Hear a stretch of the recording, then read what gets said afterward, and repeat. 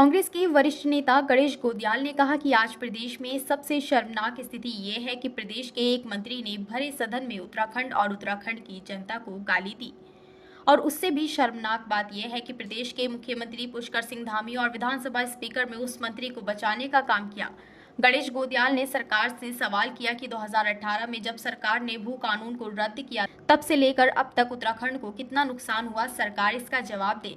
सरकार ये भी बताए कि क्या हरिद्वार और उधम सिंह नगर उत्तराखंड राज्य में नहीं है, और यदि हरिद्वार और उधम सिंह नगर उत्तराखंड राज्य में ही है तो उनको सरकार ने भू कानून से अलग किया। प्रेस का उद्देश्य, इस प्रेस कॉन्फ्रेंस का उद्देश्य ये है कि वर्तमान में राज्य में जो स्थितियां चल रही हैं, जो तात्कालिक घटनाक्रम है, उनमें प्रमुख तौर पर आज हमारा समस्त जनमानस इस रूप में अपने को स्वयं को अपमानित महसूस कर रहा है कि राज्य के एक वरिष्ठ मंत्री ने विधानसभा में खड़े होकर अपने स्थान से इस प्रदेश के वासियों को गाली दी है। और सबसे बड़ी आपत्तिजनक बात उससे भी बड़ी ये है कि माननीय हमारे मुख्यमंत्री जी ने और विधानसभा के अध्यक्ष जी ने उस मंत्री का पुरजोर बचाव करने का काम किया।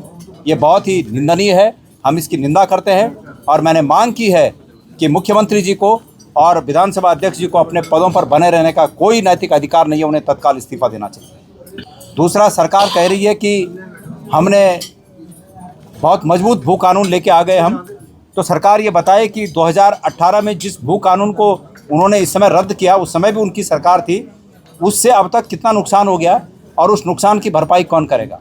सरकार से, धामी जी से मैं पूछना चाहता हूँ कि वर्तमान में वो जो भू कानून लाए उसमें हरिद्वार और उधम सिंह नगर को छोड़कर क्यों, क्या उधम सिंह नगर और हरिद्वार इस प्रदेश में नहीं है? मैं पूछना चाहता हूँ। तमाम नगर निगम, नगर पंचायत और नगर पालिकाओं के एरिया को छोड़ दिया गया।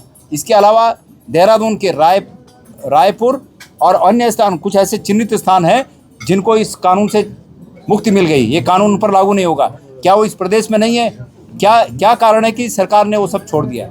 मैं ये पूछना चाहता हूँ सरकार से कि इस भू कानून से कितने लोगों की ज़मीनें, कितने लोगों के गलत अर्जित की गई ज़मीनें सरकार में निहित हो गई, सरकार ये भी बताए। ये तमाम प्रश्न मैंने आज सरकार से किए हैं और सरकार को इनका जवाब देना चाहिए।